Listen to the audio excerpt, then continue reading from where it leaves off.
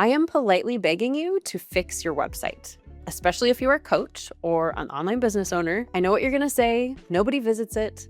I know that the clients come in anyway through your ads or your emails or your referrals. And I'm still begging because what's wrong with your website has nothing to do with traffic. It has to do with what potential clients think about your online presence.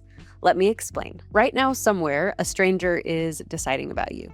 Maybe they heard your name on a podcast or a friend brought you up over dinner. And before they do anything about it, they're going to look you up on their phone. Now, unless you specifically worked on your online presence, what they're probably going to find is pieces. A podcast episode that you were on, a post from 2023, a landing page for an offer that you stopped selling years ago. These pieces will probably be in a bit of a random order. No one is going to be there to assemble them in your favor. The stranger is going to make a guess about you, and then they're just going to get on with their day. And this guesswork is what often costs you clients, because your online presence is not necessarily so much about how much of you is out there. It is about whether what is out there adds up in a logical way that will make someone want to buy from you. I'm Jenny Lakenan. I have built and consulted on hundreds of websites for coaches and online businesses, and I can usually tell within a couple of minutes whether a site is doing any work for the business behind it. And most of the time, it really isn't. If this is you, I get why you have probably never really paid attention to it. Every client you've ever signed likely came through a channel that you actively manage. Your ad said exactly what you wanted them to say, your email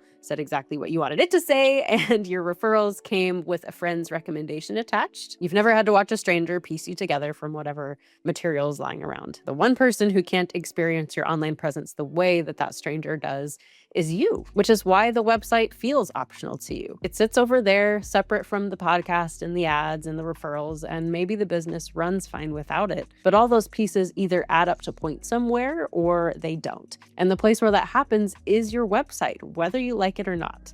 And I'll give you 3 reasons why. First, the people deciding about you end up on your website, often at the exact moment they're choosing whether or not to work with you. Second, everything else on the internet takes its cues from your site. And third, it's the only piece of your online presence that you actually own. So reason 1, when someone finally decides to check you out properly, your website is where they're going to go, because it's the one place that's supposed to be the official answer. It's supposed to be the front door. But the part that a lot of people get wrong is about how that visit happens. You assume that people reach your website by clicking your links. So maybe the lead magnet in your bio or the call to action at the end of your post, but mostly they don't actually click in the moment. They just consume. They hear an episode on a commute, or they scroll past a post, they half watch a video, and then they move on because they're busy. Then one day the problem gets bad enough that they want help and they think about you, but they don't go digging through your social feeds to find that link. They type whatever they remember of you into a search bar, or they ask ChatGPT, and that delayed visit is the thing that you really want to pay attention to, because your website either catches their attention when they make that search or it doesn't. Because what greets them on a lot of sites that I look at is really just like a landing page. It's an opt-in box, it's a video embedded or maybe like a button, and there's not a lot of info there. But landing pages are meant more for people who are already very warm. They know who you are. They've been involved in your marketing for a long time, and they're just making kind of a decision about whether or not to hire you.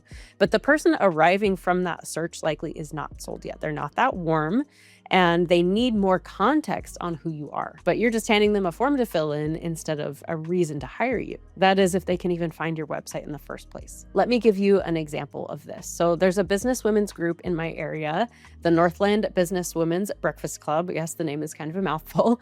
There's a girlfriend of mine that kept inviting me to join them for a really long time. And before I ever said yes, of course, I did what anybody does, and I looked them up on the internet. The website for the club looked like it had been built in 1995. Bless it. The stock photos were of women who couldn't actually be in the room because they were stock photos. There was a logo that nobody could tell was actually supposed to be a coffee cup.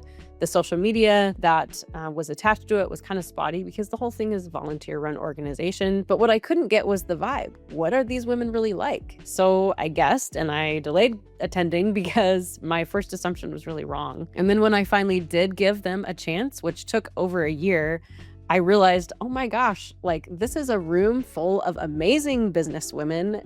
Some of them have been running businesses for decades. One of them is the biggest wedding planner in Kansas City, who I have a lot I could learn from. So last year, we rebuilt the club site around the actual room, real members on every page, actual pictures of the club, real testimonials. There's even a newspaper clipping about the group's origins to show how long they've been around, how established they are.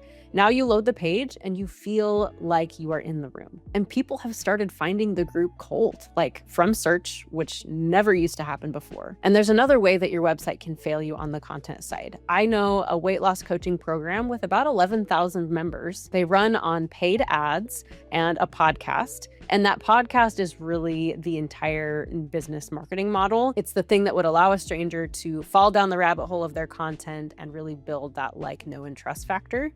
But their website homepage is just a landing page. The thing that explains them and is really the content engine, which is the podcast, is not connected to the front door of that website at all. It's not listed in the main navigation. From the outside, they're doing well, but how many clients are they missing out on just because they haven't fixed their website? Now, here's what it looks like when someone builds for that delayed visit. Rachel Lynn Teigen runs Etched Marketing, and she published 12 months of her own website numbers. So 43% of her visitors came from search, which is her biggest source by far. Another 37% typed her web address in on purpose, and she credits most of that to podcast listeners going to find the show notes on her blog, which is linked in her navigation, so it's really easy to find.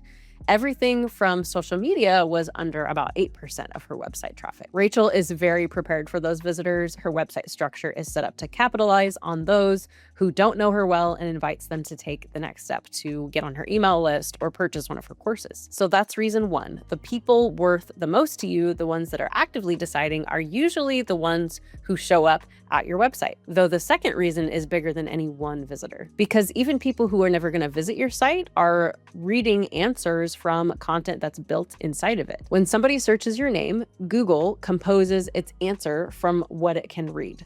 When somebody asks ChatGPT who you are, same thing. The answer gets assembled from whatever is written about you on the internet. And the biggest piece of that you can control is your website. So your site is more than a page that a visitor sees. It's actually the source material for what the whole internet says about you. The catch is that your website has two audiences. So the humans that we've been talking about, and then the machines that are reading it on their behalf, both search engines and AI. You likely designed it for human beings. A person opens your site, they see a nice page, photos, your face, a button. The search engine sees none of that. It reads text and structure, the title of the page, the description under it, the headings that break it into sections, whether your images have descriptive text behind them. And if none of that exists, there's very little there for it to actually read. My husband, James, downloaded this app a couple of months ago called Merlin. You've probably heard of it. It's really popular. He and my 3 girls are really obsessed with it. So you go out on a walk, you open it up, and it listens to the wildlife around you and tells you which bird it is. But the app can only identify what it can hear. A bird that's sitting there silent on the branch is going to be invisible to it no matter how rare and special it is. A website with no readable structure is a little bit like that silent bird. The business might be really great, but it isn't making a sound that the internet can pick up. Let me show you what this looks like on a real website. So this is the site of a coaching brand that I really admire. They have an audience that is in the millions. They run paid ads constantly. And this is everything that their homepage gives the internet to read. It almost looks like a loading error, but the page loads fine. It's got words on it that a visitor, a real human, can read. And I get why nobody on that team has ever opened this screen, because the business is working, so there's no real reason to audit the website and improve things from their perspective. But it's a shame because Google and AI search can't really read this content. I ran their domain through Ahrefs, which is a tool that I use to see what a site gets traffic-wise from search. It gets 40 search terms every month, 51 visits according to this tool, for a 7-figure brand. And almost all of the keywords that they rank for from like an SEO perspective are their own name or a product name, which means the only people that are finding them already knew about them. Meanwhile, there are 546 other legitimate websites that have spent years pointing to this domain, but there's nothing at the end of all that pointing for the internet to really read. The site has been handed years and years of credibility without building the infrastructure to really catch any of it on the website. And one more thing, because this is the part that really makes me wince, I clicked through their whole menu structure, their navigation, their course tab, their coaching tab, and the address bar never changes, which means that every one of those pages has the same web address as the homepage. And that's a problem because if the address never changes, there's effectively only one page there from Google's eyes, which is really going to impact their brand authority. Now, here's a 30-second version of this that you can run on your own website. It's a free browser extension called SEO Meta in one click, and that's the screen that I showed you earlier. On my site, it gives a page title, a description, and then my headings in order. One main heading at the top that says, that matches the headline of my page, and then the sections underneath it that are the subheadings. You can read straight down that list and know what my page is about without ever looking at the page. And Google really likes this kind of structure. You almost want this organized heading structure to be like a research paper that you would write in college. Here's another thing that a lot of people don't realize. Once the internet has composed its answers about you, it's not going to change those answers until your website changes. Somebody I know sold a business that he had spent years being known for and moved on to completely different work. But for a long time afterward, if you looked him up, the internet kept introducing him as the old business, the old brand, the old niche, all of it. That was simply what was still written in the places that the internet reads from. That's what it kept saying. He noticed this, and finally he rewrote his website to tell the actual story of where he'd been, what he does now. And then the next time that I asked AI what he does, it gave me a proper answer because it could pull straight from the site. The internet didn't know any better until the one place that he owns taught it the real story. That's reason 2. Your website is where the internet, humans and machines alike, learn about who you are. Now, if you're sitting there wondering what your own website is telling the internet, I made a short free guide of 5 simple fixes that you can make on your website right now to improve what it says about you. So I'll put the link to that in the description. The third reason that you need to fix your website is because it's the only part of your online presence that you actually own. Look at where everything else in your online presence lives. Your community sits on one platform, your videos on another, your ad account might be the third thing that sort of pays for all of it. You can't necessarily control what any of those surface about you. You can only add more pieces, more content to it. And every one of those platforms, especially social media and ads platforms,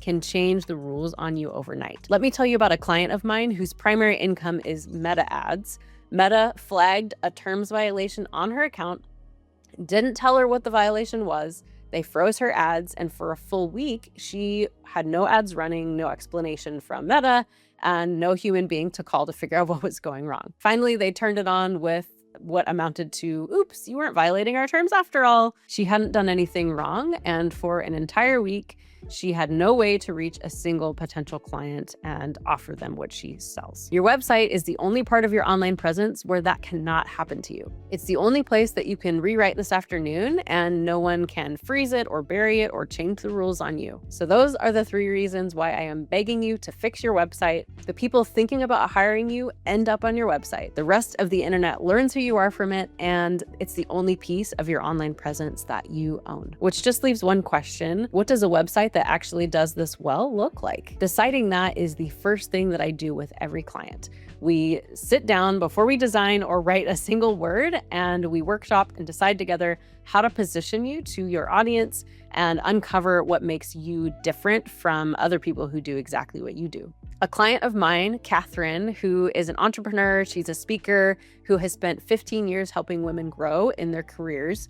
And she's also actually a really talented artist. Her old site, unfortunately, tried to address both of these things at once. So business leadership over here, and then paintings and a store to buy her paintings over there. There was a book in the middle there, awards kind of sprinkled around. So it was real material, but someone visiting it wasn't going to be sure what they should buy from her, because the people who want the art and the people who want the entrepreneurship help are very different people. So we split them up. Her site now speaks very clearly to one audience. It asks them to do one of 2 things: either get on her email list or book a call to talk about entrepreneurship coaching. And her art didn't disappear entirely. We actually used it as the backgrounds on the site so that the whole thing still feels very much like her, but it's not confusing anybody who isn't here for the art. And one day when we do set up a shop for her art, it will likely be on a different website because it's a different audience. So that's what adding up in a logical way looks like. One kind of person arrives, they understand who you are, and then they get walked to one very clear place